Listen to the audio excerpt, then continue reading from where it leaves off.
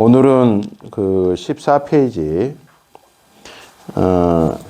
우리가 이제 종교관에 대해서 얘기를 하는 겁니다. 우리가 왜 종교를 가지고 또 우리 사람은 종교로 가는 것이 아주 유의 없는 끄떡 없는 존귀한 그런 가르침을 왜 우리가 배울까?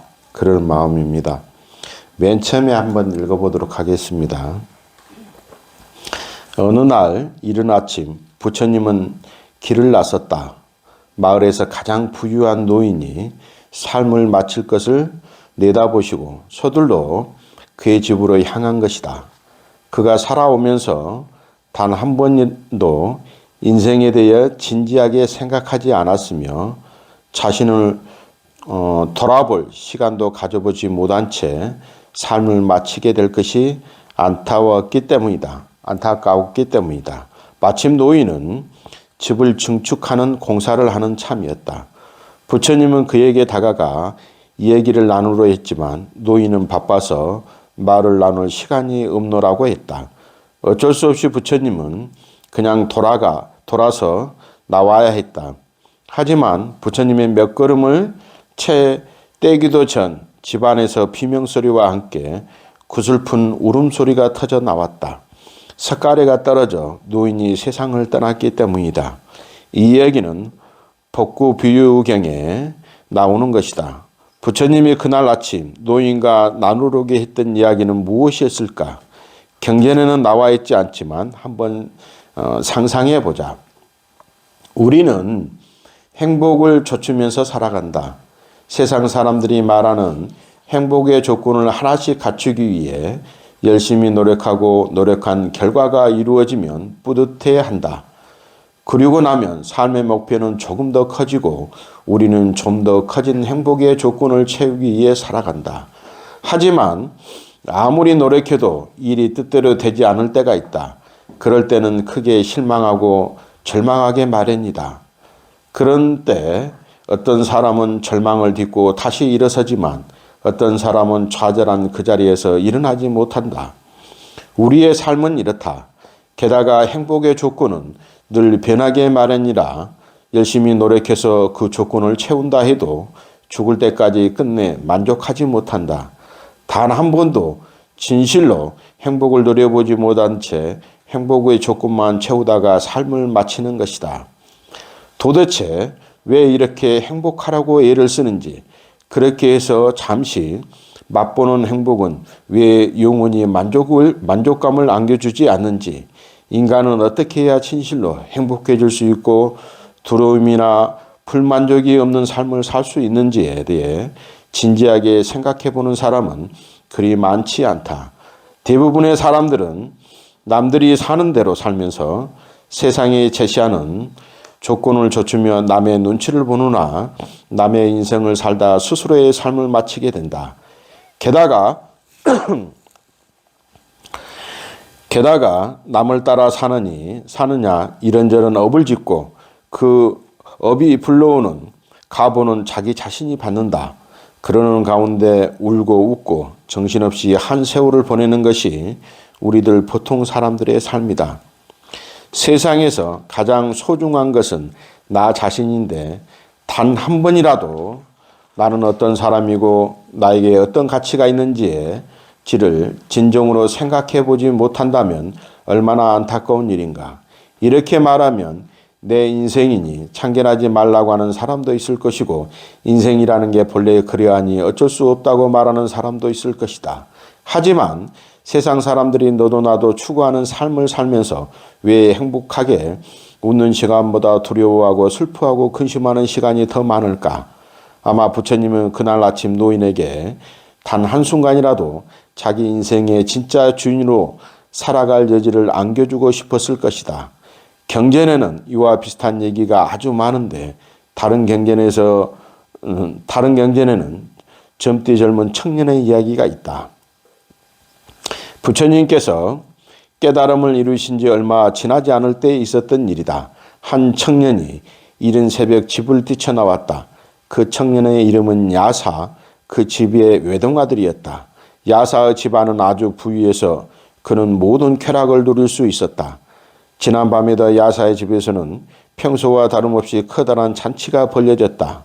아름답게 그지없는 무희들이 악기로 음악을 연주하며 노래를 부르고 관능적인 춤을 추는 가운데 야사는 향기로운 술을 마시며 잔치를 즐겼다.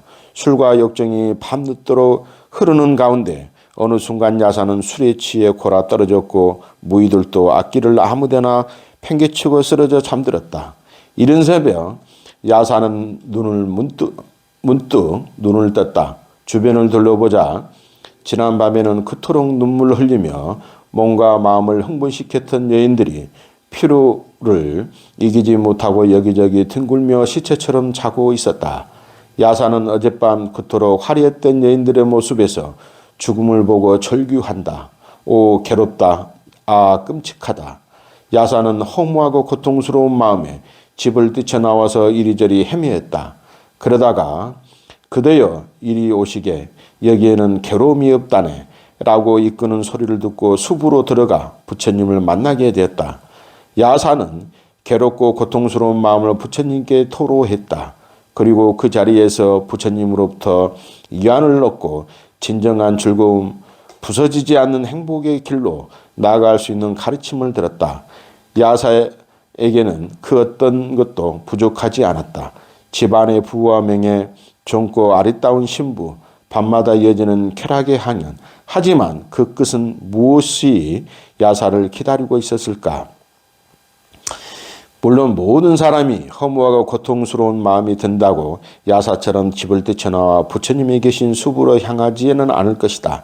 하지만 살면서 한 번이라도 집이라는 울타리, 직장, 사회 등의 경계안을 진지하게 들여다볼 필요가 있다. 이런 삶이 진정 우리가 원하는 것이었는지를 돌이켜봐야 한다. 야사처럼 집을 나오지 않더라도 자신의 삶을 부정하지 않더라도 지금의 삶의 진정한 가치를 담기 위해 깊이 고민하고 또 고민해 봐야 한다. 그래야 인생이 부질없으니 허무하지 않다. 세상살이의 고통과 즐거움에 진지한 고민이 더해지고 깊은 사색이 실렸을 때 인생은 알차게 꾸려갈 수 있기 때문이다. 이렇게 덧없이 인생의 진정 귀한 가치를 심어주는 역할을 하는 것이 바로 종교이다. 이제 인생의 가치에 대해서 얘기를 하는 겁니다. 또 부처님께서 법구 비유경에 나와 있는 얘기, 비유경은 말 그대로 비유하는 뜻입니다. 거기에 부처님법은 대단히 거기에 비유법이 많습니다. 직설보다도 예를 들어서 설명한다거나 누구에 합쳐서 한다거나 뭐 한경도 마찬가지죠. 제가 누누이 강조하지만 마치 불타고 있는 집에 화택고에 있는 우리들이 어린애처럼 놀고 있는데 마치 그 집이 불타고 있는 것도 모르는 채 고통을 알지 못하는 채 놀고 있는 것과 같다. 이 사바세계는. 그래서 부처님께서 그 노인에게 얘기를 해주고 싶었으나 노인이 바쁘다는 핑계로 집을 이렇게 짓고 있는 그 상태에서 부처님을 만나기 싫었겠죠. 그러나 부처님이 뒤를 돌아서서 가는 그 순간에 삿가리가 떨어져 가지고 바로 즉사한단 말이에요. 거기 우리의 인생도 이렇게 한치 앞을 보지 못한다. 야사는 부처님 제자입니다. 야사가 우리 부처님께서 맨 처음에 출가하고 나서에 오비구 앞에 법문을 설합니다. 5명의 비구에. 그 다음에 부처님께서 그 다음에 만난 것이 야사와 그 가족들이에요. 거기서 나오거든. 그 야사가 야사란 말이에요. 물론 성근이 있으니까 찾아갔겠죠. 또 그의 가족들이 나중에 부처님의 든든한 그 후원자가 됩니다. 실은. 그 야사가 야사예요. 인생을 보니까 마치 부처님이 그 사문유관상 출가하게 된 배경을 얘기하지 않습니까? 동서남북의 내문을 보니까 부처님께서 말 그대로 그냥 나고 죽는 그냥 생사사대가 모두 보인단 말이에요. 그런 허무함을 느낀 것처럼 인생이라는 것이 다 무상하구나라고 하는 것을 느끼면서 부처님이 진정으로 출가해서 그 다음에 그런 설산에서 수도하고 그 다음에 수많은 자기 자신과 수많은 그런 게 수와 항마상 싸우는 것처럼 그 싸움을 견디고 이겨내서 진정으로 그 법을 펼쳐서 나중에 영원한 행복의 그 자리를 가는 것이 열반입니다. 거기에. 그러한 내가 한 치 앞도 보지 못하는 것 때문에 우리가 갖게 되는 것이 일종의 종교가 아니겠는가. 이것은 꼭 불교뿐만이 아니고 모든 종교를 갖는 그런 의미겠죠. 거기에 그 다음에 종교에 대해서 한번 얘기해 보겠습니다. 종교는 우리나라에도 수만 가지의 종교가 있습니다. 그래서 종교는 어떤 것인가, 어떻게 믿어야 되는 것인가, 그렇게 아마 얘기한 것 같습니다. 19페이지 한번 봐보십시오. 내가 쭉 읽어보고 설명을 하겠습니다. 세상에는 많은 종교가 있다.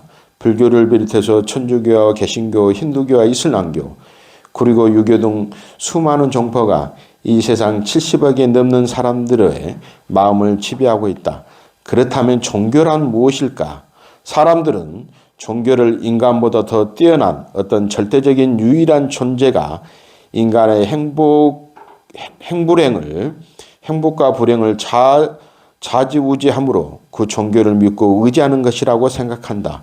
종교라는 말에 해당하는 영어 단어 릴리전은 신과 인간의 재결합이라고 해석하는 경우가 바로 이와 같은 생각을 바탕으로 내린 정의다. 이와 달리 절대적인 존재인 신에 대한 믿음보다는 세상 저변에 흐르고 있는 어떤 이치를 믿고 그의 순응해서 살아가는 것이 종교적 삶이라고 생각하는 이들도 있다. 힘들고 곤란한 문제에 부딪혔을 때 자신보다 더 강한 존재에게 의지하고 싶은 것이 인간의 보편적인 마음이다. 더구나 아주 절박한 상황이나 인간의 힘으로는 해결하기 어려운 문제에 부딪혔을 때 아주 강력하고 위대한 존재에게 구원을 청하고 싶은 것이 한계를 지닌 인간으로서 자연스러운 일이다. 그러나 절대적이고 위대한 신의 존재에 대해 의문을 표시하는 사람도 많다. 심지어 신은 인간의 필요에 의해 만들어진 존재라고 주장하는 과학자도 있다. 그리고 절대적인 신에 내세우지 않는 종교도 여럿 존재한다. 하지만 인간의 궁극적이고 근원적인 문제에 대해 관심과 그 해결이 종교의 영역에 있는 것만은 분명하다. 세상 일이 자신에게 좋은 쪽으로 흘러도 사람들이 종교를 찾게 될까? 즐거움을 만끽할 만할 때고 고민할 일도 없을 것이다. 그러나 삶은 그렇지 않다. 늘 뭔가 부족하고 뜻대로 되지 않아 애를 써야 한다. 이럴 때 사람들은 종교를 찾는다. 그래서 종교를 인간이 살아가면서 부딪히는 문제에 대해 고민하고 해결책을 찾는 과정이라고 규정하기도 한다. 종교는 종자가 마루종자를 씁니다. 마루종자. 그래서 최고의 경지를 얘기하는 거예요. 최고의 경지. 그래서 여러 종교가 있는데 이제 뒤에 나오겠지만 불교는 물론 신을 인정하지만 또 신을 부정하기도 합니다. 엄격하게 얘기해서. 그리고 우리가 생각하는 앞전 시간에도 제가 얘기했지만 불교는 신은 깨달음의 밑에 존재합니다. 실은. 무슨 얘기냐면 우리가 거기에 부처님의 수많은 신, 우리 내일 초하루가 있습니다. 초하루 때 우리가 하은경 약창기 하지 않습니까? 거기에 수많은 그 하음 성중님이 나오잖아요. 성중 위에 쉽게 말해서 우리가 신중전에 있는 저 신이 신이란 말이에요, 원래. 우리를 보호해주고 각자를 보호해주고 이 지구촌에 있는 모든 우주 법계를 보호, 옹호, 신장하는 것이 신이에요, 실은. 그 개념이. 그 위에 존재하는 게 실은 깨달음이에요. 이게 불교적인 관점입니다. 그래서 부처님께서는 뭐냐면 이 세상에 절대적인 것은 아무것도 없다고 얘기합니다. 노말 잡고 태어나면서 우리 사람이지만 너는 이렇게 태어나서 이렇게 죽어야 되지. 그래서 운명적인 노소는 부처님은 절대 부정하신 분이에요, 실은. 거기.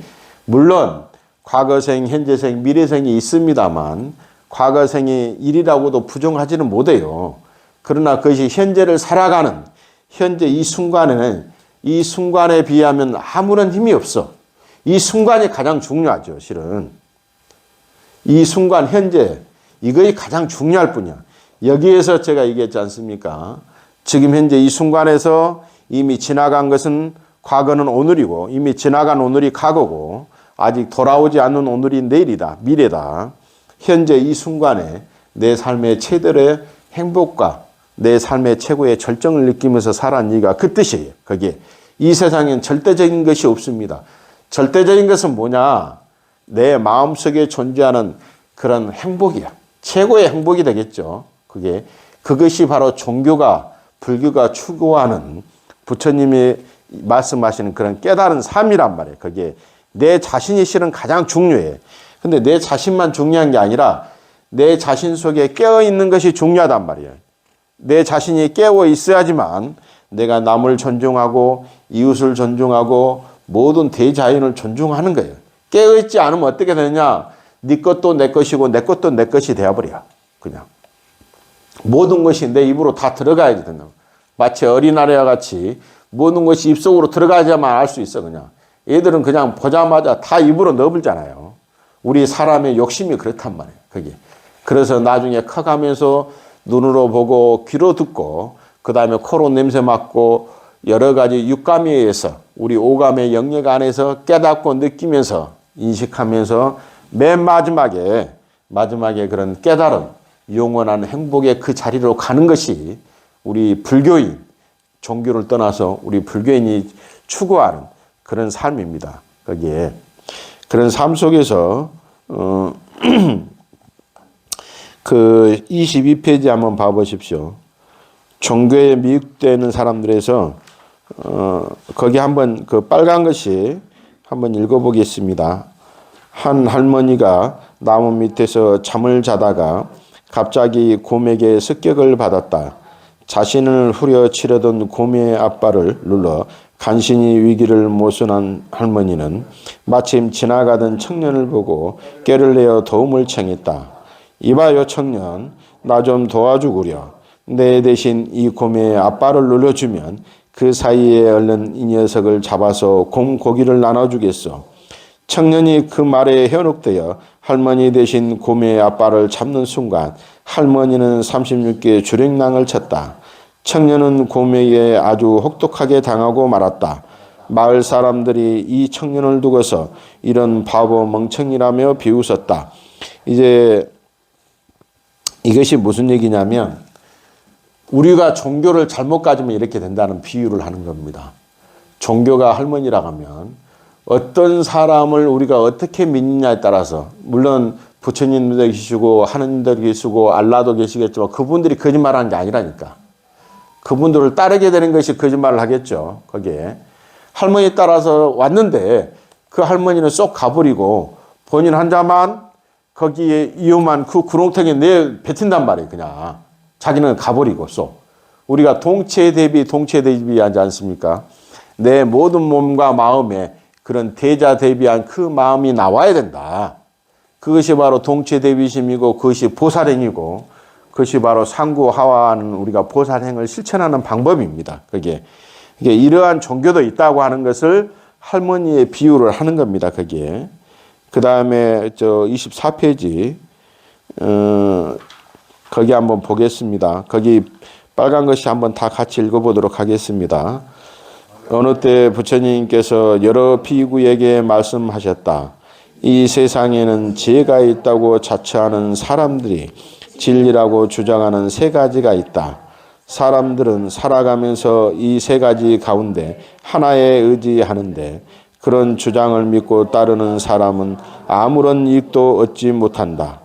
어떤 것이 그 세 가지인가? 첫째는 사람이 지금 이 세상에서 하는 모든 행위는 전부 지난 세상에 결정된 것이며 바꿀 수가 없다는 주장이다. 둘째는 절대자와 같은 전지전능한 존재가 창조했고 인간의 행불행은 그런 존재에 의해 좌지우지 된다는 주장이다. 셋째는 이 세상 모든 것은 그 어떤 원인이나 조건이 없이 그냥 멋대로 일어났다가 사라지는 우연의 연속일 뿐이라고 주장한다. 이것이 그 부처님의 말씀 중에 증암경에 나와 있는 말입니다. 부처님 말씀이에요. 이런 부류를 믿지 말란 얘기야. 이런 부류를. 거기에 하나는 맨 처음에 나오는 것은 너는 날 때부터 죽을 때까지 이래. 이제 그걸 운명론자라고 합니다. 운명론을 믿지 말아라. 항상 그렇게 하면은 누말렸고 뭐 저기 길에 있는 벌레나 그런 삼라만상의 것이 영원히 그 자리를 계속 순환할까요? 우리 사람도 그렇지 않는다고 하지 않습니까? 물론 부처님의 윤회설을 믿는 건 아니지만 사람의 다음 생으로 다시 사람이란 태어나기란 대단히 또 어렵다. 또 우리가 부자가 3대를 안 간다는 얘기가 뭐겠어요? 가난한 사람이 3대를 건너간다는 얘기도 그 얘기야. 우리가 옛날 그 부모님들이 농사를 짓고 뭐 하더라도 나는 이렇게 살지만 너는 이렇게 살지 말라고 부단히 교육을 시킵니다. 계속. 내가 앞전에 가끔 그 옛날에 세종 세종대왕의 세종 그 드라마가 하나 있었죠. 그 드라마가 나오는데 거기에 그 뭐 가칭 그냥 그 뭐 밀원 그게 정통 사대부였죠. 정통 사대부의 정통 권문 세력에 대항하는 이도의 세종에 대해서 모습을 비쳤지만 거기에 가장 중요한 것이 이제 한글입니다. 한글. 근데 왜 한글을 한쪽에서는 반대를 하고 한쪽에서는 찬성을 했을까? 또한 세종이 비록 한글을 그 당시에 반포를 했다지만 그 한글이 조선 사회의 주류를 형성하지 못합니다. 실은. 조선 후기까지도. 그 한글이 보편적으로 뭐 엄청나게 모든 지금과 같이 그렇게 대접받고 그러는 게 아니란 말이에요.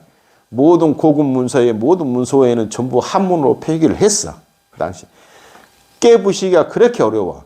근데 왜 한글을 그토록 반대했을까 양반들이. 그러니까 우리가 살면서 그 얘기예요. 나하고 저 대상 양반과 쌍놈을 구분할 때 결정적인 게 하나가 있습니다. 결정적인 게. 뭐냐면 글을 아냐 모르냐야. 그것이 신분의 결정적인 역할을 합니다. 글을 모르면 어떻습니까? 내가 영원히 거느릴 수 있어. 실제로 동네에서 그랬잖아요. 동네에서 보면 옛날에 그냥 글을 모르니까 문서도 가져가 가지고 이름을 바꿔버리고 뭐 심지어 그 여기 오면은 마치 그런 걸 잘 모르니까 옛날에는 그 뭡니까 토지위원들이 있어 각 동네에. 그럼 토지위원들이 그 특조 때 도장을 찍으면 내 땅이 넘어가 버린단 말이야 그냥 몰라서 짓고만 지어도 문서상으로 내 땅이 아니야 그냥. 그런 것처럼 양반들이 거느릴 때 제일로 보니까 아둔하게 할 수 있는 것은 글을 몰라야 돼. 글을 아는 순간에 어떻게 됩니까? 저놈하고 나하고 같네요. 그냥 다른 것이 하나도 없어. 같아져 버리 그 순간에. 그것이 가장 두려워한 것처럼 이것도 마찬가지란 말이에요. 부처님께서 이런 것에 현혹되지 말아라. 거기에. 그래서 첫째는 운명적인 요소, 운명됐다고 하지 말아라. 우리는 누구나 언젠간, 부처님은 그러잖아요. 누구나 깨달을 수 있고 누구나 성불할 수 있다. 부처가 될 수 있다. 응? 양반이든 쌍놈이든 천민이든 그렇지 않으면 그 천민도 못 들어가는 그런 수두라나 그 밑에 그런 불가촉이라는 어느 계급도 포함되지 않는 게 뭔 말이냐면 그 사람은 짐승과도 똑같다는 얘기야. 그런 사람들도 능히 부처가 될 수 있다고 하는 그런 대혁명적인 말씀을 하셨단 말이에요. 그것이 바로 위대한 가르침이야. 그 당시에 지금도 그것이 통용되기가 어려운 그 당시 2567년 전에 부처님께서 말씀하신 내용이란 말이에요.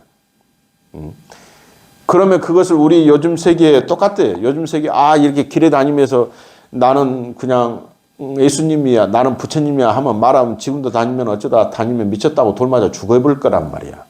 다 누가 믿냔 말이야. 안 믿어. 그럼 부처님께서 혁명적인 말씀을 하셨을 때 거기에 부처님이 왜 돌을 안 맞았을까? 그만큼의 대중한테 설득력이 있었겠죠. 거기에 설득력이 있었단 말이에요. 그래서 그런단 말이에요. 그 다음에 두 번째는 이제 이런 종교가 이렇게 우리가 말하는 온시 그대로의 그 종교입니다. 기독교도 그렇고 뭐 알라도 그렇고 유대교도 다 마찬가지예요. 이 종교가 뭔 말이냐면 두 번째는 이 세상의 모든 것은 절대자와 같이 전전긍긍한 존재가 창조했고 인간의 행복과 불행은 그 존재에서 좌지우지한다라고 하는 것이 있어요. 그러니까 내가 다가설 수 있지만 내가 그의 하느님한테 예수님한테 다가설 수 있지만 나는 예수님이 될 수 없어요. 절대 될 수 없습니다. 그래서 우리 스님들이 아마 저도 그럽니다만 스님들이 대부분의 스님들이 그러한 고민을 빠지다가 스님이 된 사람들이 많아요. 우리 스님들이. 이 세상에 한번 생각을 갖게 해보십시오. 내가 타 종교를 비방한 것이 아니라 제가 고민했던 내용이야. 제가 출가했던 내용이란 말이에요. 그 당시에 제가 22살에 출가했을 때 그런 고민으로 실은 출가를 했어요. 이 세상은 이제 저도 제가 아마 그 당시에 성경을 10번 안 읽고 성경을 정독을 5번 정도를 했단 말이에요. 저도 제가 스님이 아니고 아니면 아마 신부님이 되려고 또 그러는 목사님이 되려고도 했어요. 제 주위에는 그런 분들이 많이 계시니까 그렇게 했단 말이에요. 내가 열심히 또 다녔는데 나는 내가 하느님이나 성경은 너무나 존경하고 좋아합니다. 근데 그 속에 거기에 내가 상구 27장, 구약 39장과 신학 27장을 다 읽어봐도 이 세상은 천지전능한 신이 있다고 하는데 왜 천지전능하면 나와 너와 구별이 있을까? 차별이 있을까? 왜 한 사람은 못 살아야 되고 한 사람은 잘 살아야 될까? 한 사람은 왜 빨리 죽고 한 사람은 왜 늙어야 될까? 내가 신이라면 신은 원래 생각이 없습니다. 무슨 얘기인지 알겠어요? 신은 생각이 없어. 왜 생각이 없을까요? 이 세상의 전치, 이 세상에 모르는 것이 아무것도 없습니다. 그의 전치야. 전능은 뭘까? 이 세상의 모든 것을 내가 못한 것이 하나도 없어. 전지와 전능한데 생각이 있어요? 없습니다, 신은. 오로지. 그래서 신은 냉혹합니다. 그냥. 봐주고 이해하고 신은 사랑이 없어요, 원래. 사랑이라는 개념은 없어요. 내 이웃을 내 몸과 같이 사랑하라. 이것은 인간 예수가 하는 얘기예요. 인간 예수님이 얘기하지 절대 신이 할 수 있는 얘기가 아니야. 어떻게 신이 내 몸을 내 이웃과 같이 생각하라 하겠어? 왜? 나와 너는 한 개체란 말이야. 한 존재인데 신이라고 하는 것은 구별이 없단 말이야. 모두 하나야. 통이야. 근데 왜 우리는 이런 고통에서 헤매고 있고 이렇게 힘들어할까? 거기에. 이것이 부단한 의문이 있단 말이야. 그냥. 읽어보면 끝난 말이야. 계속. 그리고 신은 아까 얘기했잖아. 전지전능하다 했는데 신은 강한 징벌을 내립니다. 징벌. 아예. 똑같아. 어느 순간에 예수님께서 제자들과 거닐고 가다가 그 종교가 탄생하는 위치마다의 그 종교의 성격이 다릅니다. 사막을 거닐어 가는데 저기 앞에 신규리에 아주 빨갛고 붉으스름한 목마라 죽겠는데 열매가 있단 말이야. 얼마나 먹고 싶겠어요. 전부 다닥 달려가니까는 그 빨간 열매는 맺지 안 하고 익지도 않았어. 가만히 보니까 그게 무화과야. 그래서 나옵니다, 성경에. 너는 세세생전 꽃을 못 맺게 하리라 하고. 그러니까 무화과가 꽃이 없다고 하잖아요. 속에서 꽃이 피는데 일명에 근단 말이에요. 신은 뭐냐면 못할 때는 그냥 예를 들어서 그게 사마리아에 됐던 그 성경의 수많은 거기에 반대적인 바리새인이 됐던 그냥 저주하리라 막 이런단 말이에요. 거기에. 저주하면 어떻게 신이 되냔 말이에요, 신은. 우리 깨달은 사람도 저주가 없는데 보살도 저주가 없는 거예요, 실은. 모두 다. 이것이 제가 고민했던 내용이에요, 실은. 내가 21살 때까지 고민했던 내용이에요. 그러면 이 세상에는 우리는 누구나 깨달음을 될 수 있겠다. 누구나 그 깨달음을 얻을 수가 있겠다. 내가 우스갯소리로 너는 꿈이 뭐냐고 물어보면 나는 이 세상에서 나 혼자만이 가질 수 있는 꿈이라고 생각했단 말이야. 그래서 나는 꿈이 그 당시에는 지금 말하면 그냥 그렇게 얘기하면 그냥 바로 누가 얘기한다 그러면 그냥 저기 포크레인에 묻어불죠. 근데 그 당시에 내 꿈이 뭐냐고 하면 나는 신이 되고 싶어 했다고 그랬어요. 나 잊어먹지는 않는데. 이게 금방 얘기가 아니라 이 세상을 살면서 한번 봐보십시오. 우리가 나이가 이렇게 먹어간단 말이에요. 50, 60, 70, 80이 돼가. 이제 얼마 안 남았어. 과연 나는 뭘까? 한번 봐보십시오. 그것이 뭐냐, who I am이야. 그냥 나는 누구인가는 수 없는 대답. 내가 누구인지도 모르면서 세상을 떠들고 내가 밥을 먹고 수만 가지 지금까지 숨을 쉬면은 얼마나 많은 우리가 말하면 공기 중에 떠도는 생명을 내가 주겠습니까? 이렇게 한번 들이셔 마실 때마다에 수십억 수백억 위에 내가 그런 공기 중에 있는 생명을 죽여가면서 사는데, 그러면 나는 잘 살아야 되잖아요. 나는 내가 뭘 베풀고 가야 되잖아요. 내가 가져가는 이 마음속에 내놔보지도 못하는 그런 탐심심과 욕심과 탄심이 수없이 자리 잡고 있는 이 마음속에 적어도 내놓고 가야 된단 말이에요. 그것이 삶의 목적이 돼야 됩니다. 그러면 행복합니다. 충분히. 나중에 다 채워보십시오. 절대 행복하지 않습니다. 이 세상에서 나는 줄 것이 아무것도 없는데요. 왜 줄 것이 없어요? 준다는 그 마음도 줘야지. 그러면 줄 것이 있는 거야. 거기서부터 시작합니다. 그러나 우리는 줄 것도 없다고 그래요. 그냥 남의 것 가져오는 것은 좋은데 내 것 주려고 하면 너무 아깝고 배가 아프거든. 그것이 우리네 본성이, 우리네 마음. 그 마음이 되기 전에 내가 말씀과 법과 마음을 먼저 나눠줘야 됩니다. 그런 나눠주는 연습을 하기 위해서 현재 지금 이 자리에 앉아 있습니다. 그 다음에 셋째, 이 세상 모든 것은 그 어떤 원인이나 조건이 없이 그냥 멋대로 일어났다가 사라지는 우연의 연속일 뿐이다. 우연의 법칙이라 하는데 그냥 알아서 멋대로 사는 거예요. 그냥 이 세상은 우연은 없습니다. 내가 예를 들어서 우리 민경우 우리 거사님 계시다. 그럼 민경우라고 하는 그 대상의 이름을 불러줄 때 누가 있어야 되잖아요. 거기에 합당하는 상대방이 있어야 돼. 나 혼자만 이 세상 살아간다면 민경우 거사님 이름이 필요할까? 필요 없어. 누가 나의 이름을 불러줄 때 비로소 꽃이 되었다고 하는 서정지의 꽃 얘기가 생각나네. 누군가가 그의 이름을 불러줘야 돼. 누군가가 인식하는 주체가 있어야 될 거 아니에요. 그것이 인연법이고 그것이 상대성입니다. 그냥 내가 있으므로 너가 있지만 또 내가 사라지고 너가 사라질 수 있다. 내가 생겨나면 상대방도 생겨나고 내가 사라지면 상대방도 사라진다고 하는 그것이 연기의 제1돌입니다. 그게 항상 없어요. 이 세상에 우연이라는 것은 아무것도 없습니다. 우연은 왜 우연이라 그러냐? 기적도 없겠죠. 기적은 왜 기적이라고 하느냐? 아주 쉬워요. 기적은 이 세상에 아무것도 없습니다. 기적은 내가 단지 알지 못할 뿐입니다. 알지 못해서 일어난 현상이지. 알면 기적이 있겠어요? 없어요. 기적은. 아까 얘기한 것처럼 전지전능한 분이 있는데 거기에 기적이 있어요? 기적 없어. 있을 수가 없죠. 그러면 전지전능이 안 돼야지. 당연히. 어떻게 기적이 생긴단 말이에요. 기적은 우연히 발생되는 거는 알지 못하는 누구의 어떤 절대자의 힘에 의해서 발생되는 것을 기적이라고 한다. 근데 이 세상에 우연히 발생되는 것은 아무것도 없다고 얘기했죠. 거기에 우연히 발생된다는 얘기는 신이 없다는 얘기야. 그러면 어떤 절대자는 아까 얘기한 것처럼 그 어떤 것도 다 능히 다 이룰 수 있는 것이 절대자란 말이에요.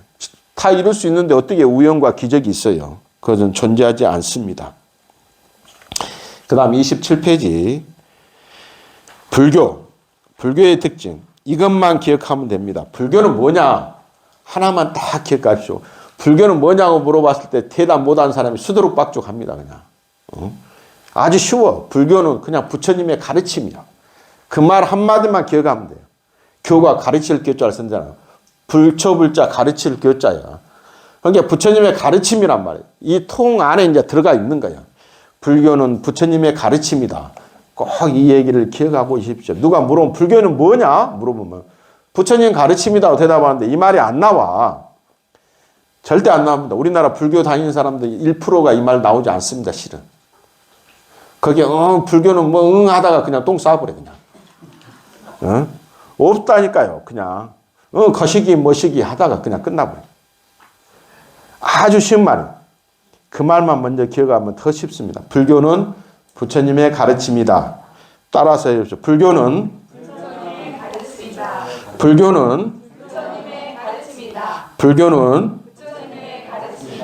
부처님의 가르침입니다. 이것만 기억하면 누가 토시를 달지 않아요. 무엇이 가르침이냐 물어봤을 때 이제 세부적으로 실천 방향이 있겠죠. 불교는 부처님의 가르침입니다. 거기고 그리고 부처님의 깨닫는 법에 대한 가르침이며 잘 보십시오. 부처님의 깨달은 법에 대한 진리의 가르침이며 우리를 깨닫는 길로 인도하는 가르침이다. 이게 부처님의 깨달음의 법과 부처님이 실천할 수 있는 길을 가르치는 것이 바로 법이에요. 이게 부처님의 가르침이 불교라는 얘기입니다. 거기에 두 번째 단락 깨달음이란 뭐냐 이게 이제 깨달음이란 지혜의 눈을 뜨는 것이다. 눈을 뜨면 어둡던 세상이 밝아진다. 마음의 눈을 열려 어디로 가야 할지 길을 보이며 길이 보이기 때문에 당당해질 수 있고 삶에 여유롭고 평화로우며 행복하다. 이러한 깨달음의 눈으로 통찰한 내용이 바로 우리가 앞에서 믿고 배우며 체득해야 할 다양한 부처님의 가르침이다. 그것이 바로 교리이고 수행이기도 한다. 우리가 모르면 불교에 대해서 모르면 마치 나중에 그런 연습하겠지만 이렇게 우리가 눈을 뜨고 딱 다니잖아요. 다니다가 내가 눈을 한번 수건으로 가려보고 한번 가보십시오. 진짜 5m, 10m도 못 갑니다. 옛날에 우리 스님들도 그런 체험을 합니다만 밤에 눈을 감고 마당을 이렇게 한 바퀴 돌아도 5m, 10m 가면 저기가 어디까 계단이니까 이게 수없는 머릿속에 잡념만 들어간단 말이에요. 이 눈에 우리가 보는 데에 익숙해서 보는 거에 익숙하니까 무엇이 떨어지겠어요? 마음의 눈이 떨어져. 거기에 우리가 애들을 막 낳았을 때 그 애들이 얘기해서 말해서 압니까? 아니야. 그러나 우리는 본능적으로 그 어린애가 느낀단 말이야. 아기가 뭘 필요하는지. 그것이 본능이 어느 순간에 오감에 의해서 내지는 의식, 안입이 설신에 의해서 없어져요. 촉이 밝았던 것이 그 어린애의 촉이 점점 흐려져. 세상에 바로 보는 눈이 있으되 바로 보는 눈으로 바로 보지 못하고 세상에 먹되 내가 먹는 것이 바로 입맛을 느끼지 못하고 세상에 듣는데 이 듣는 것이 바로 듣지 못하고 세상에 내가 냄새를 맡되 바로 냄새 맡지 못한단 말이에요. 그게. 그러므로서 우리가 본능적으로 갖고 있는 천진함, 거기에 갖고 있는 순수함이 없어져. 그게. 이제 그걸 배우고 깨닫는 겁니다. 그게 우리가. 마찬가지예요. 불교도 마찬가지예요. 그 속에 깨달음은 내 마음속에 이 보는 눈으로 떠나서 눈을 감아도 보이는 마치 천리안이든지 천안통이 되더라도 마음의 눈을 다시 열어젖힌단 말이에요. 거기에 우리가 마치 신체 중에서 만약에 이제 손가락 왼손을 다쳤다. 그럼 다쳤다면 다쳤다는 게 끝난 게 아니라니까. 우리는 본능적으로 왼손의 힘만큼의 오른손의 힘이 배가 되게끔 우리 스스로가 몸이 그렇게 갖고 있단 말이에요. 의식의 구조가. 항상 대처를 하게 돼 있어. 대처를. 그래서 우스갯소리로 눈도 두 개요, 귀도 두 개고, 코도 두 개고, 입은 하나다. 왜 입이 두 개면 더 많이 먹고 더 있는데 입이 하나만 될까? 그래서 보고 누고 느끼고 듣고 냄새를 맡고 그 다음에 얘기하라는 얘기예요. 입은 하나가. 근데 입이 하나가 두 개보다 더 앞서가. 항상. 먼저 얘기하고 눈으로 보려고 귀로 들으려고 코로 맡으려고 그래. 이것이 우리 본능이야. 근데 입은 맨 마지막에 해야 돼, 실은. 그래서 부처님께서 무슨 일 있으면 꼭 침묵하라 그러거든요. 침묵하라. 부처님께서 침묵하셨다도 마찬가지야. 거기에. 그런 마음 속에서 항상 아까 얘기한 것처럼 그런 지혜의 어떤 눈을 뜨는 것입니다. 거기에. 그 다음에 28페이지 두 번째 단락 한번 봐보시게요. 괴로움의 원인을 찾고 해탈의 길로 가기 위해서 필요한 것이 바로 지혜이다. 지혜하고 지식은 다릅니다. 분명히. 그리고 지혜는 특정한 사람만 가지고 있는 것이 아니라 누구나 지니고 있다. 하지만 지혜를 가리는 번뇌 때문에 세상의 이치를 제대로 보지 못하고 해결하겠노라고 엉뚱한 행동을 하게 되며 그 엉뚱한 행동이 다시 괴로움의 결과를 불러들이는 것이다.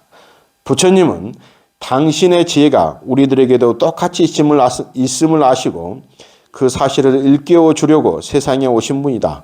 그러니까 부처님의 지혜를 부처님께서 깨달았던 것을 우리한테 보여주기 위해서 방편적으로 몸으로 오신 부처님이 누굽니까? 바로 고타마시타라는 석가모니 부처님이에요. 몸으로.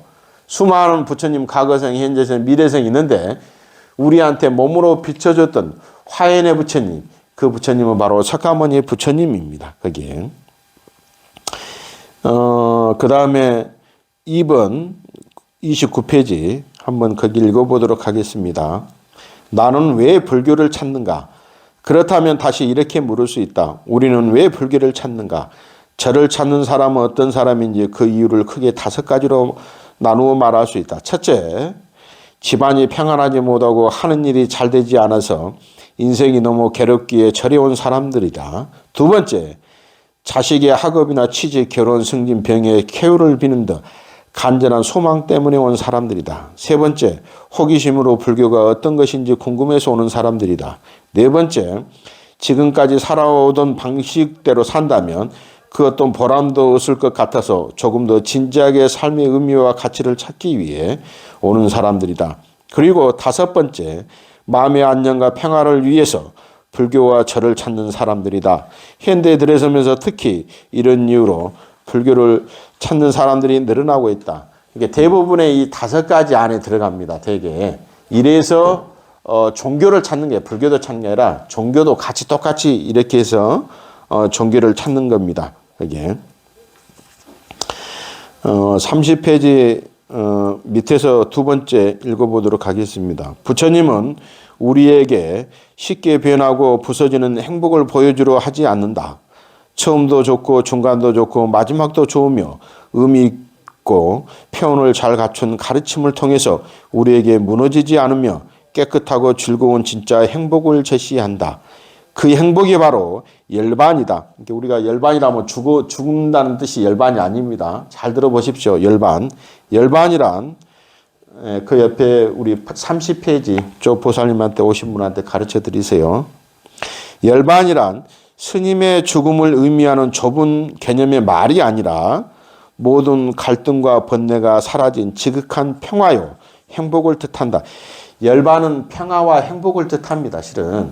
그래서 열반적정 그렇게 얘기하는 것처럼 편안하고 행복한 그 길로 가는 것이 열반입니다. 여기에. 이를 산스크리트로 니르바나라고 한다. 니르바나가 열반인데 열반은 행복과 편안으로 평화의 길로 가는 것이 바로 열반이라는 얘기입니다. 다양한 인연으로 부처님을 만났지만 부처님의 가르침 속에서 우리가 성취해야 할 진정한 목표는 열반이다. 이제 열반을 향해 길로 첫 발자국을 떼어 보기로 한다. 이제 열반이란 뭐냐면 행복의 길로 가는 그 길이 어떤 건가 이제 그 얘기를 하는 겁니다. 그래서 불교는 무엇을 믿고 이룰 것인가? 제 3장 한번 봐보십시오. 거기에 빨간 것이 한번 읽어보도록 하겠습니다. 다 같이 한번 읽어보십시오. 34페이지. 부처님께서 사의성 기원정사에 계실 때 강 건너에 있는 성품이 포악하고 선량하지 않는 마음을 가진 사람들을 제도하기 위해 방편을 썼다. 평소 기적을 일으키는 것을 엄격히 금지하였던 부처님이지만 교화를 위해 신통력으로 한 사람을 강물 위에 걸어오게 했다. 마을 사람들은 눈을 의심했다. 그래서 그 사람이 강위를 걸어와 부처님께 정중하게 절하자 마을 사람들이 불러와서 물었다. 우리는 옛날부터 이곳에서 살았지만 무리를 걸어는 간 사람은 보지 못했소. 어떤 마술을 쓰기에 무리를 걸을 수 있었소. 그 사람이 답했다. 나는 강의 남쪽을 살고 있는 사람이요. 부처님께서 이곳에서 설법하신다는 이야기를 듣고 오려 했지만 강 때문에 오지 못했어. 강이 얼마나 깊은지를 물었더니 발목 정도밖에 안 된다기에 그 발만 믿고 그냥 강 건넜을 뿐 무슨 맛을. 부처님께서 그의 말을 듣고 말씀하셨다. 참으로 훌륭하다. 믿음과 정성만 지녔다면 세상의 깊은 강도 건널 수 있거늘 몇 리의 강을 건넌 것이 뭐 그리 신기하겠느냐. 이제 아까 얘기한 법구 비유경 편에 얘기했죠. 근데 이제 종교가 수평적인 이론 얘기한다니까 우리가 말하면 성경도 비슷한 얘기가 수없이 나옵니다. 불교도 그 내용도 나오고 기독교의 성전도 나와요. 근데 어느 경이 먼저 이렇게 이루어졌을까요? 신약이나 뭐 이런 거 보면 그러면 훨씬 더 불경이 먼저 이루어진 거예요, 실은. 거기에. 이 말은 무슨 얘기냐면, 부처님께서 저 사람들이, 마을 사람들이 포악하고 믿지도 않아. 아까 얘기했잖아요. 눈으로 보는 거, 귀로 듣는 거, 이것을 진실로 믿지 않아. 그냥. 소리도 그러잖아요. 악하는 소리는 나는데, 벌레가 속삭이는 소리, 나무가 움직이는 소리, 바람이 일렁거리는 소리를 들을 수 있어요? 못 들어. 더 큰 소리만 들을 수 있단 말이에요, 거기에. 그 소리가 옳고 그름을 떠나서. 그래서 부처님께서, 실은 부처님은 인과법이나 인연법에 의해서 절대 부처님은 마술이나 도술을 부리지 않습니다. 그러니까 부처님의 제자 중에서 신통제일이 누군가의 신통제일, 혹시? 신통력을 부처님 대신에 제일 잘 부르는, 이제 백중 때 자주 나오는, 그게 바로 신통제나 목련종자, 목관리나 존자라고 있습니다. 신통이, 부처님은 각각의 제자들이 자기 목이 있어. 그 목에 설법을 제일로 잘하는 제자, 그 다음에 공에 대한 도리를 제일 잘하는 제자, 거기에 계율을 제일로 잘 지니는 제자, 그런 것처럼. 그래서 그냥 평범한 사람의 도수를 부려서 강을 건너게 했단 말이야. 그러니까 그 강을 건너온 사람들이 다 의아하게 생각해. 저 사람 별것도 아닌데 어떻게 해서 저렇게 건너냐 물어보는 거야, 이게. 그러니까 이 사람은 그냥 물어보니까 발목까지밖에 물이 안 찬다고 하니까 나는 걸어서 부처님 말씀을 들으러 갔다. 근데 실질적으로 온 거 보니까는 그냥 물 위에 걷고 오고 있더란 말이에요, 그냥. 여기서 주장하는 게 뭐냐면, 누구든지 먼저 긍정의 힘을 가지고 출발하라. 한번 믿어봐라는 거예요, 그게. 거기에 진실하다면 그 진실함을 믿으라는 얘기예요. 이 세상에 보면 꼭 믿지 않는 사람들이 많아요. 대단히 많단 말이에요. 그 믿음이라는 것은 어떤 종교가 추구하든 추구합니다, 실은.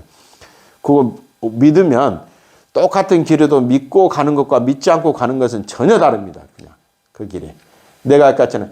진리를 체득할 수 있는 곳에서 믿으라고 믿어야 된다. 그래서 반드시.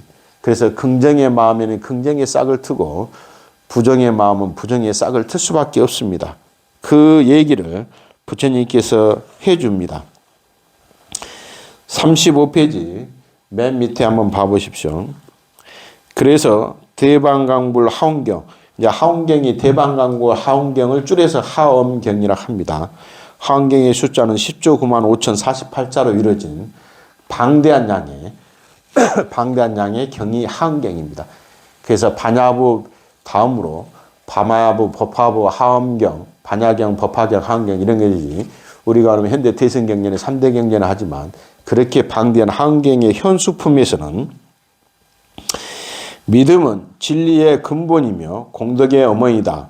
모든 착한 법을 길러 의심의 그물을 끊어주며 애정을 벗어나게 해주고 열반에 이르는 길을 보인다. 라고 하여 바른 믿음이 신앙의 근본이요 복을 나는 어머니라고 강조한다. 또한 수타니파타에서는 세상에는 믿음이 으뜸가는 재산이요 생사의 거센 흐름을 건너게 해준다라고 말했다. 그러니까 수타니파타의 부처님의 온시경전, 초기경전에 나와 있는 그런 그 말씀 중에도 마찬가지. 부처님께서도 얘기하는 거예요. 거기에 그 똑같은 어떤 종교도 눈 말렸고 그 나를 믿고 따르라 그러잖아요. 예수님도 부처님도 마찬가지로 나를 믿고 따라와봐라 한번. 예수님도 그랬단 말이에요. 나사렛. 예수님이 수백 명입니다, 실은. 그렇게 이름을 대잖아요. 나사렛 예수다. 나사렛 지방에서 태어난 것이 나사렛 예수라고 합니다. 예수님이 나를 믿고 따르라. 나를 믿고 따르면 너희들이 구원을 얻고 영생을 얻을 것이다. 뭐 그런 얘기 있어요. 부처님도 마찬가지예요. 안 믿어. 그 당시에 부처님 제자도 안 믿는데 뭐 누가 믿습니까? 거기에. 저기서 건너오니까 부처님께서 그 춘다라고 하는 여인의 그 음식을 받아 먹으니까 부처님이 타락했어. 이제 그런단 말이에요. 거기에 걸어오는. 그래서 부처님이 직접 갑니다. 내가 간 거리를 얘기했죠. 그 5명의 제자를 만나기 위해서 서울에서 대구까지 걸어간단 말이에요. 그 당시에. 지금으로 말하면 얼마 안 된 것 같아도 그 당시에. 그래서 그 5명의 제자한테 보는 순간 5명의 제자니 그냥 얼굴 보는 그 순간에 부처님에게 그냥 바로 무릎을 꿇죠. 뭔 얘기를 한 것이 아니라 그 정도로. 그래서 그냥 한번 믿어보라는 겁니다. 거기에. 우리가. 두 번째 단락, 거기에 이제 그 옆에 37페이지. 믿음은 무엇이며 무엇을 믿어야 될까? 어떻게 믿어야 되냐 얘기야. 무엇을. 제가 한번 읽어보도록 하겠습니다. 신앙의 가장 앞자리에 놓이는 믿음은 이처럼 중요하다. 경전에서 믿음을 뜻하는 빨리어 쌌다이다. 이 말은 덮어놓고 믿어보자라거나 믿으면 다 이루어진다는 뜻이기보다도 자신이 바르게 따라가야 할 길을 신중하게 선택하는 초속으로서 진의할 마음을 뜻한다. 이게 무작정 믿는 게 아니고 거기에 따라서 내 자신이 바른 길로 가는 그 믿음을 얘기하는 겁니다. 여기서 그냥 헬렐레 갖고 믿어갖고 아무 소용없어. 그냥 절에도 마찬가지예요. 내가 부처님 앞에 절을 한다 해서 부처님 이루어주십시오. 다 이루어집니까? 안 이루어집니다. 절대. 그런 믿음을 부처님께서 얘기하지 않았단 말이에요. 그게. 불자로 살아가면서 반드시 지녀야 할 마음가짐 중에는 믿음이 첫 번째 이유는 첫째, 확신에 찬 믿음이 있어야 부처님의 가르침을 이해하고 이해하게 되면 실천하게 되며 실천하면 실천한 만큼 무르익고 성취될 수 있기 때문이다. 이렇게 믿어야지 그 믿음의 바른 지혜로움이 나오고 바른 지혜로움이 나온 다음에 바른 실천이 나오겠죠. 거기에 실천이 수반된 믿음을 얘기하는 겁니다. 그 다음에 불교의 세 가지 보배를 믿음의 대상으로 삼아야 된다. 세 가지 보배란 뭐냐면 불법승을 얘기합니다. 삼보죠. 세 가지 보배겠죠. 부처님과 부처님 법의 가르침과 그 법을 따르는 승가와 그 세 가지를 삼보라고 합니다. 삼보에 대해서는 그 어떤 것도 다 믿어야 된다고 얘기하십니다. 부처님께서. 근데 우리는 과연 얼마나 잘 믿고 있는지 한번 생각해 보시고 그렇게 믿어야 됩니다. 우리는 항상. 거기에 38페이지 한번 같이 읽어보도록 하겠습니다. 빨간 것이. 그대들은 황량한 들판에 지나다가 두려움이 생겨 마음이 놀라 온몸에 털이 곤두설 때에는 열애에 관해서 생각하라. 즉 열애는 마땅히 공양받을 만분이고 올바로 원만하게 깨달으셨고 지혜와 실천을 다 갖추셨고 잘 가셨으며 세상을 잘 알고 이유 없이 높이며 사람을 잘 기다리시고 천상과 인간의 스승이시며 깨달으신 세존이시다라고 생각하면 두려움이 사라질 것이다. 법에 관해서 생각하라. 부처님의 바른 법과 율은 이번 생의 번뇌를 떠나게 해주며 때를 기다리지 않고 깨칠 수 있으며 유익하고 스스로 깨달을 수 있는 것이다. 두려움이 사라질 것이다. 승가에 관해서 생각하라. 세존의 제자는 착하고 바르게 나아가며 세상에 복을 낳는 밭이 된다. 생각하면 두려움이 사라질 것이다. 이와 같이 세 가지를 생각하면 두려움은 곧 사라질 것이다. 부처님의 가장 육성이 살아있는 초기 경전인 자방행에 나와 있습니다. 부처님께서 불법승에서 얘기하는 겁니다. 여기서 승은 스님들이 될 수 있고 부처님 당시에는 공동체적인 삶을 승가라고 하는 그런 아란이나 그런 제자들을 얘기하는 거기도 합니다. 그래서 부처님께서 나는 응당 부처님의 명호가 있어요. 부처님의 명호가 부처님 그 명호가 하나가 있는 게 아니고 열애의 10호라고 그러잖아요. 열애는 10가지의 우리가 말하면 다른 이름이 있다. 거기에 그래 열애 10호, 열애, 운공, 정변지, 명현족, 선서, 세간의 조장부, 무상사, 불세존 그러거든. 거기에 그것이 10가지 다른 이름이에요. 무어장부도 마찬가지고 불세존, 천인사, 천상과 인간의 사자, 스승사자입니다. 스승이다. 이 세상의 모든 것을 다 갖추고 온만 복도가며 완전 무결한 것이 열애라는 얘기예요. 그게 그 열애를 올바르게 잘 믿고 잘 실천하라는 얘기입니다. 지혜를 이해하고 지혜를 실천하는 말과 같은 얘기죠. 그것이 바로 부처님께서 자바함에 얘기한 건 불과 법과 승가를 얘기하는 겁니다. 그 세 가지만큼은 내가 진리처럼 느끼면서 살으라는 얘기입니다. 거기에. 근데 우리는 그렇게 되기가 대단히 어렵습니다. 이게 항상 그런 마음속으로 꼭 살아주셨으면 좋겠고, 그 다음에 뒤에 이제 한번 간단히 해보겠습니다. 42페이지. 이제 부처님이 있으면 그 밑에 보살이 있을 거 아니에요. 불보살. 10분만 참으시면 끝내도록 하겠습니다. 궁뎅이가 아파도 어쩔 수 없어요. 그게 지혜와 자비를 완벽하게 갖추신 부처님. 그 밑에 빨간 글씨 한번 읽어보겠습니다. 같이. 한 바라문이 부처님께 여쭈었다. 세존이시여, 당신은 하늘의 신입니까? 나는 신이 아니요. 그렇다면 용왕과 같은 존재입니까? 나는 그런 존재가 아니요. 그렇다면 어떤 특별한 사람입니까? 그렇지 않소. 나는 하늘의 용도 아수라도 사람도 아니요. 나는 번뇌를 없애고 커다란 코끼리처럼 잘 길들여졌으면서도 남의 부림을 받지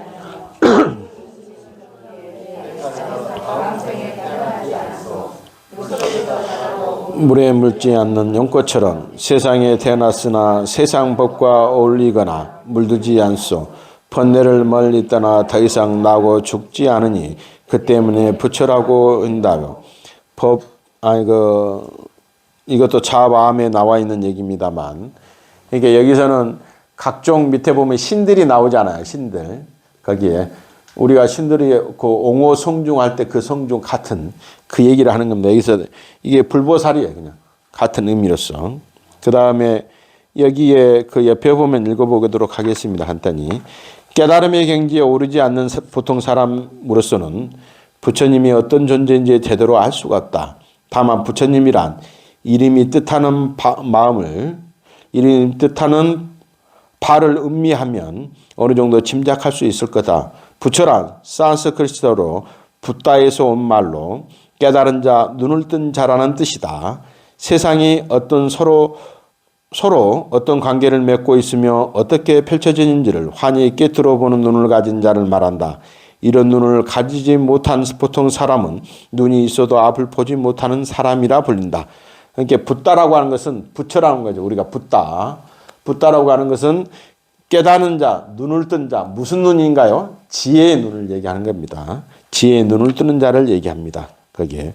그 다음에 이제 불보살하는데, 이제 부처님도 여러 종류가 있을 거 아니에요. 우리가 막 부처님 찾는데, 그래서 45페이지 두 번째 단락 봐보겠습니다.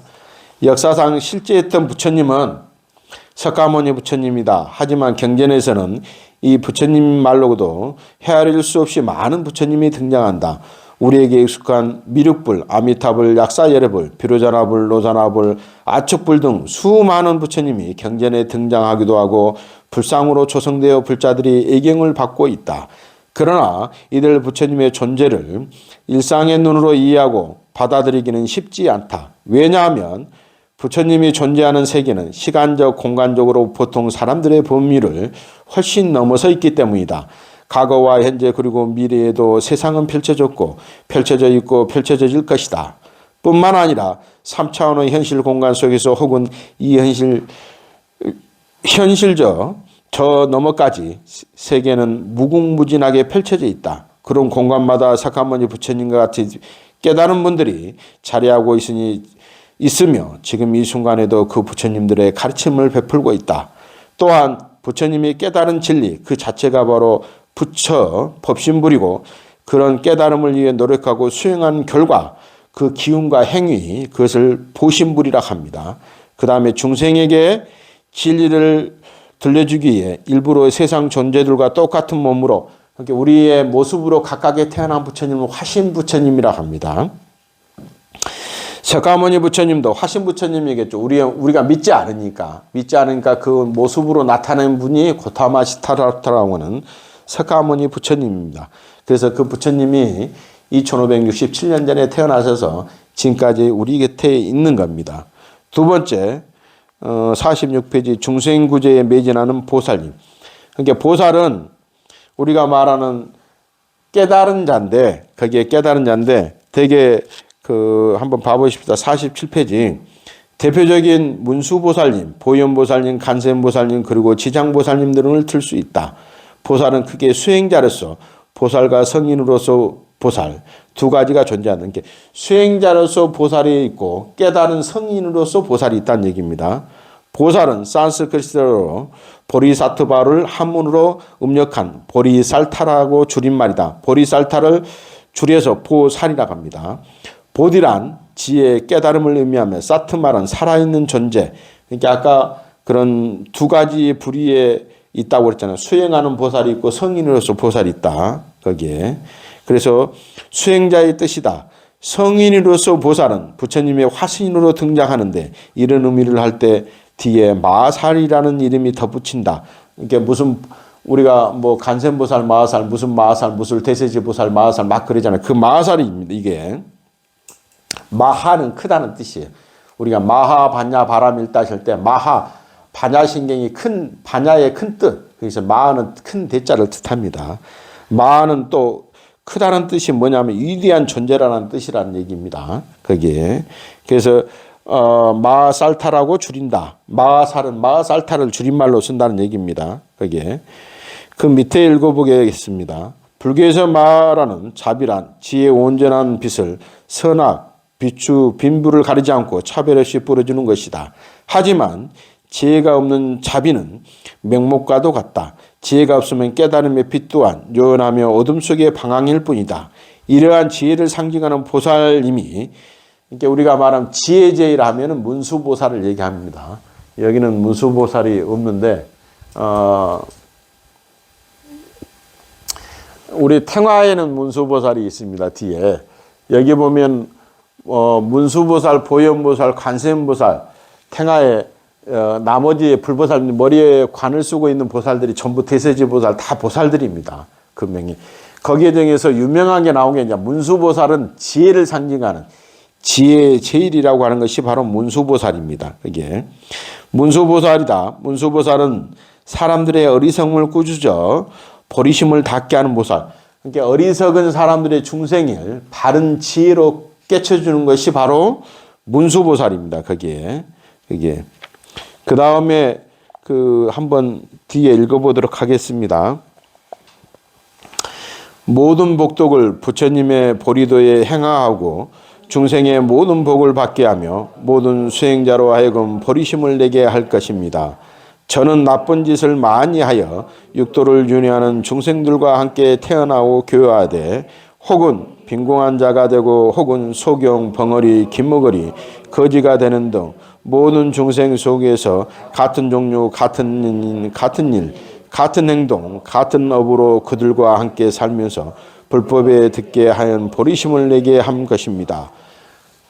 진리를 가르쳐 주는 것이 문수보살입니다. 그러면 이제 뒤에 문수보살과 좌우 쌍벽을 이런 게 이제 문수보현 그렇지 않습니까? 보현보살이 이제 나옵니다. 거기에 지혜도 중요하지만 지혜만 갖춰서는 안 된다. 쉬지 않고 지혜를 추구하고 무생명을 위해 몸을 낮춰 실천하는 거지. 이러한 실천을 수행을 상징하는 분이 바로 보현보살이다. 지혜는 실천을 통해서 완전해지면서도 탄탄하게 현실에 발을 붙이게 마련이니 그래서 보현보살은 문수보살과 짝을 이루어 그 무예자지한 지혜를 행동으로 보여주는 실천이다. 특히 보현보살은 험악한 세상에서 법화경을 믿고 간직하는 이를 굳게 보호할 것이라고 다짐하면서 다음과 같은 법을 세웠다. 이제 법화경 하면 유명한 보현보살 행운이 나옵니다. 거기 한번 읽어보도록 하겠습니다. 이 법화경을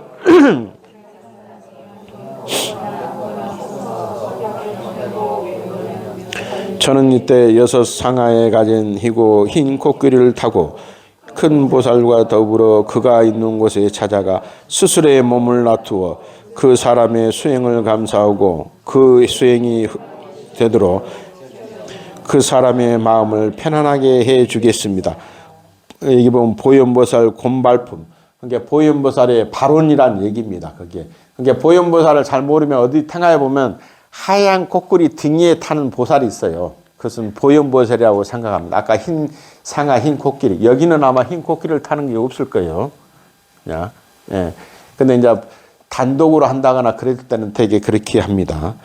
이게 우리가 말하는 경전의 대표적인 게 금강경, 그 다음에 법화경, 하은경 하는데 그 법화경에 대표적인 게 바로 보현보살의 품에, 보현보살 품이 나중에 한번 우리가 보현보살 품에 한번 해보겠습니다만 거기에 그 다음에 비단 법화경뿐이겠는가? 보현보살은 그 사람이 어떤 경전에 의기한 수행을 하건 그 수행을 잘 되도록 도와주며 그 사람을 편안하게 해준다.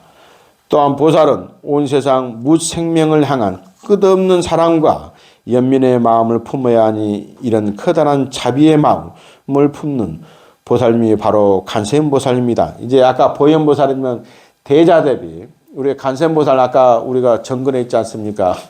나무 대자대비 구고군하는 그렇지 않습니까?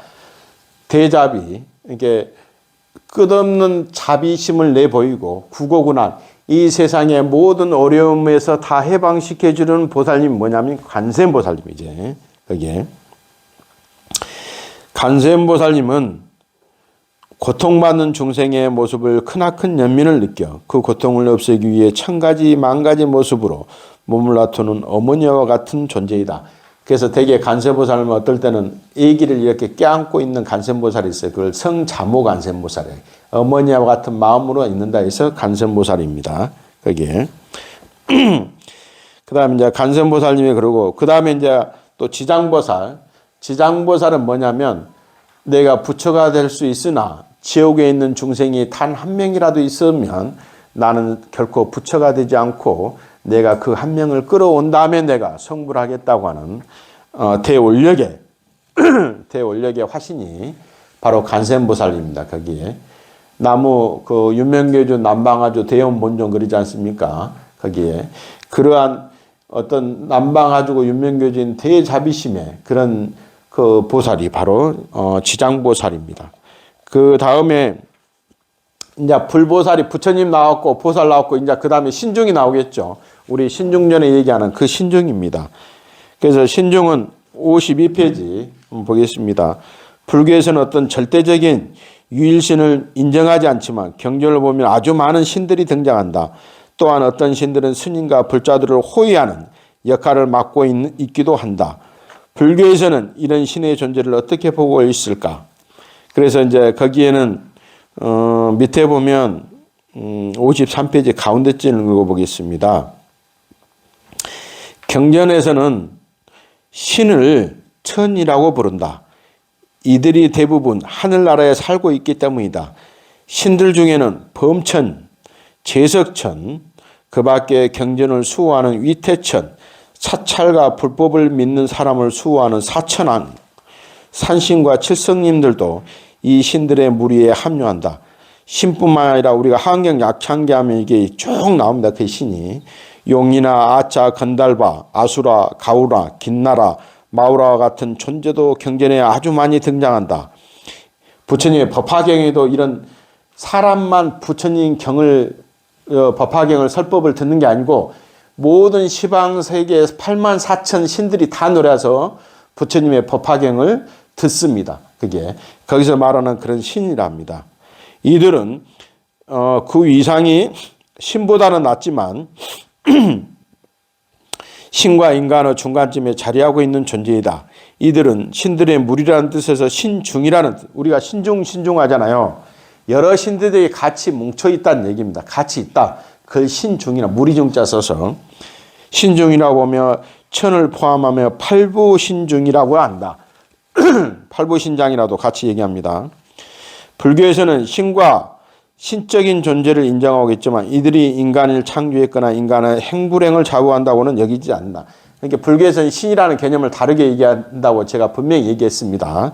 그게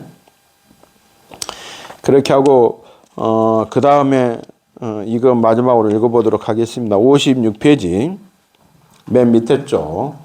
오늘날 우리나라 사찰 법회 중 가장 인기 있는 법회가 바로 초하루 법회인데 초하루 법회 때는 대부분 신중 기도를 올린다. 새해 정초 기도를 올릴 때도 마찬가지로 신중 기도를 많이 한다. 이때 불자님들은 하엄 성중을 부르며 소망을 빈다. 그만큼 새로운 해 또는 새로운 달을 시작하면서 신중님께 기대하는 것이 크다는 사실을 잘 보여준다.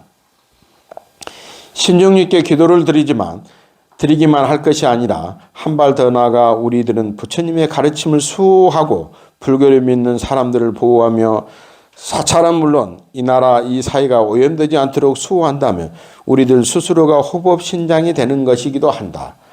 우리가 바른 믿음을 지니어 부처님의 말씀을 이해하고 원력을 세워 실천하며 이 현실 속에서 성취해 갈 때 우리는 각자 바라는 것을 얻는 것은 물론 어떤 시련과 고난, 공포와 두려움 앞서서 당당해지고 자유로울 뿐더러 이 내면의 평화와 가엾는 행복을 이룰 수 있다. 이렇게 믿고 행할 때 우리는 불자님이나 신중님으로부터 보호를 받게 되며 동시에 불보살님과 신중한테 보호를 받는다는 얘기죠. 동시에 우리 자신이 우리가 살아가는 아름다운 공동체를 가꾸어 수호하는 존재가 될 것이다. 불보살님이 나를 보호해 준단 말이에요. 또 하나는 아까 호법신장 그랬지 않습니까? 이게 되게 스님들이 계를 받을 때도 여기서 대웅전에서 스님들이 계를 받았지 않습니까? 계를 받을 때는 스님들을 대신해서 나머지의 애호 스님들이나 대중들이 바깥에 그 계를 받을 때 근접하지 못하도록 뭐 소리나 잡음이 나도록 삥 돌려서 경호를 씁니다. 그것이 바로 호법신장이에요. 신장이라고 그러죠. 그래서 스님들은 그걸 호법이라고 그래요. 호법. 법을 보호한다. 법을 수호한다는 뜻이에요. 그게 이런 거죠. 예를 들어서 부처님이 계시고 사찰이 있는데 사찰을 만약에 방어하거나 불태거나 해코지할 때 그것이 자비심이 통행이 될까? 근데 그것은 자비심이 통행이 되지 않습니다. 그게. 또 하나는 우리가 이번에 그 인도 순례 갈 때도 보면은 그냥 간 것이 아니고 주위에 수많은 사람들이 경호를 합니다. 거기에. 뭐 쉽게 말해서 우리 경찰도 호법입니다. 호법. 그 우리 종단에는 호법부가 있어. 호법부가. 그 호법이 실은 법을 수호하는 거예요. 그래서 검찰과 경찰의 기능을 하는 것이 호법입니다. 내 몸을 지키는 것도 호법이겠죠. 신장님들이 지켜준다고 하지 않습니까? 각각의. 우리가 신장 중에 하나가 똑같아. 내 목숨을 지켜주는 신장이 떠나면 어떻습니까? 말 그대로 그냥 우리는 불이라고 그러는데, 혼불이라고 그러는데 그냥 그 신장이 신장. 그 신장이 떠나버리면 죽습니다. 내 몸을 보호해주는 그런 신장이 떠나버리는데 그게 존재하겠어요? 모든 병이나 외부의 세력으로부터 그냥 정복을 당해. 바로 죽습니다, 그냥. 그래서 신장이 떠나면, 카메라 보니까, 저도 몇 번 봤는데, 신장이 떠나면 바로 죽는 게 아니고, 바로 1시간이 죽든 하루가 있든 이틀이 됐든 죽습니다. 그 사람 반드시 죽어. 신장이 떠나지 않고 떠나면 안 죽는 사람 하나도 없더라고. 그게 우리가 말하는 그냥 혼불이 떠나버린단 말이에요. 그게. 그래서 공부를 하라는 얘기예요. 공부를 하면, 예를 들어서 내가 그 손가락 하나다. 그러면 손가락 하나에 맞는 신장이 따라다녀. 근데 손가락이 2개다. 그러면 어떻습니까? 손가락에 2개에 맞는 신장이 따라다니는 거예요, 그냥. 이만한 그릇이다. 그러면 이만한 그릇에 맞는 물이 채워지지. 내가 이만한 그릇인데 내 마음은 그냥 온통 항아리만한 그릇을 물을 채워준다. 채워주겠습니까? 안 채워져. 그래서 항상, 그러면 어떻게 해요? 그릇을 넓혀야 되잖아요. 공부하고 기도하고 한없이 넓혀가는 거예요. 그러면 나한테 맞는 신장이 따라다니는 거예요. 그게. 신장은 콩알만한 신장이 따라다니는데 내 욕심은 하늘 같아. 그러면 거기에서 내가 뭘 해먹을 수 있을까? 없어. 그러잖아요. 내 손으로 잡는 물고기가 있다. 법의 고기가 있단 말이야. 그러면 손으로 잡는 고기는 한계가 있다고 눈에 얘기했잖아요. 손으로 고래를 잡으려면 잡아집니까? 그러면 다른 사람이 봤을 때 어리석은데 그 사람은 어리석다고 생각 안 한다니까, 당사자는. 당연히 잡을 수 있어, 그래. 그만큼의 큰 지혜의 그물을 만들어야 된다는 얘기예요. 그래야지만 내가 영원한 행복, 영원한 가치 기지는 그 행복을 내가 느끼고 내가 행복해지면서 그 행복을 이웃과 함께 나누어가는 그런 행복이 바로 지혜의 행복입니다. 단상이 있으면 얘기해 주시기 바랍니다. 예, 없으면 오늘 우리 또 그 회장님께서 수박이 여기 없네. 수박을 올렸다 내려와야 돼요. 그러니까 모든 공약물은 이 다음에 누구가 하더라도 바로 입에다 넣어들더라도 올렸다 내려와서 넣기시 바랍니다. 참고로 그리고 마지를 제가 얘기했고 마지를 우리 회장님이 나중에 들고 또 마지가 안 들 때면 다음에 꼭 나중에 습의를 마지막 날 가르치려고 했는데 마지가 이렇게 오잖아요. 오면은 마지를 절대 코 밑에다 내면 안 된다 했지 않습니까? 그리고 마지를 들 때는 이렇게 잡으면 안 뜨거워. 맨 밑에 하고 뚜껑을 이렇게 잡습니다. 그래서 원래 이렇게 잡고 오는 거예요. 이렇게 오고 마지를 예를 들어서 올려놓지 않습니까? 여기다 올려놨어. 이제 뚜껑을 열잖아요. 뚜껑을 열어서 놔두면 그냥 가면 안 돼. 놔두고 여기서 합장 반배를 하고 그 다음에 향을 꽂을 수 있으면 향을 하고 향에 꽂아 있으면 나와서 그 다음에 여기 나가서 다시 합장 반배를 하고 이제 들어가는 겁니다. 이제 나중에 우리 공양교보사님 보면 알겠지만 항상 맞이로 올 때는 절을 3번을 하는 거예요. 원래는. 근데 우리가 맞이 뚜껑 열면서 계속 절하지 않습니까? 정법계 진언하고 절을 하니까 상관이 없으나 그래서 맞이는 될 수 있으면 코 밑에 내려가면 안 된다. 이제 저거 말 그대로 그냥 밥이 아니야, 실은. 항상 그것을 꼭 생각해. 부처님이 먹는 밥이라고 생각하시라고. 그래서 큰 절들은 뭐 마스크를 쓰고 해요, 원래. 우리 행자 때 마스크 쓰고 올려서 뭐 이렇게 그리고 맞이를 들고 가잖아요. 이렇게 들고 가면 제 아무리 뭐 부처님 이세가 나오든 큰 스님이 나오든 절대 절하지 않습니다. 그냥 가. 법당으로. 무조건 올라갑니다. 아무도 누구도 절하면 안 돼. 일체 맞이도 마찬가지고 부처님 경전도 마찬가지란 말이에요. 이게 다시 얘기하지만 이것이 만약 금강경이다. 금강경을 내가 갖고 이렇게 도량을 간단 말이에요. 이렇게 갖고 가는데 저기 큰 스님이나 스님이 오잖아요. 절하면 안 됩니다. 절대. 경을 보여줬잖아요. 부처님 경이니까 절대 여기다 절하면 안 돼. 그리고 화장실에서 옆에 봤는데 뭐 큰 스님이 같이 오줌 싸고 있어. 같이 절하면 안 됩니다. 그 밥 먹을 때 밥 먹고 있는데 저기서 스님 봤다고 절 3배 절대 안 됩니다. 아까 얘기한 것이 있죠. 그런 것들을 나중에 마지막 날 습의를 가르치겠지만 아까 맞이를 봐서 내가 생각나니까 그 다음에 이따 회장님이나 총무님이나 부회장님 누가 맞이를 옮길 때 꼭 그것을 염두에 둬서 꼭 맞이를 뚜껑을 열고 할 때는 반드시 열고 그 자리에서 머리를 숙여서 반배를 하고 뒤로 물러나시기 바랍니다. 그럼 모두 일어나서 사웅소원하고 마치도록 하겠습니다.